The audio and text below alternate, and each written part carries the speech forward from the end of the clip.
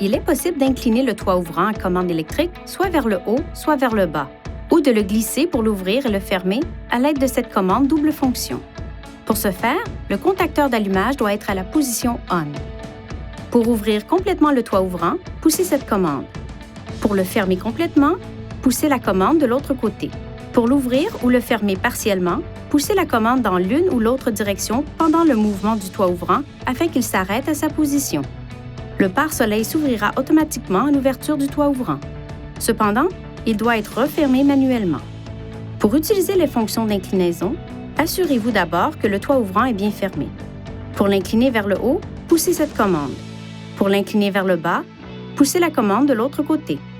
Si vous avez coupé le contact et que vous remarquez que le toit ouvrant est ouvert, vous avez encore un peu de temps pour le fermer. Cependant, si l'une des portes avant est ouverte pendant cette période, l'alimentation électrique du toit ouvrant est annulée. Si le toit ouvrant ne fonctionne pas correctement, effectuez la procédure suivante afin d'initialiser le système. Placez le contacteur d'allumage à la position ON. Si le toit ouvrant est ouvert, poussez la commande vers la position fermeture pour le refermer complètement.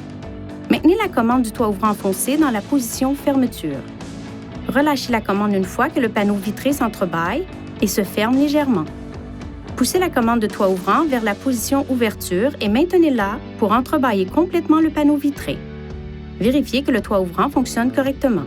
L'initialisation est terminée si le toit ouvrant fonctionne correctement. Si le toit ouvrant ne fonctionne toujours pas correctement, nous vous recommandons de vous rendre chez un concessionnaire Nissan.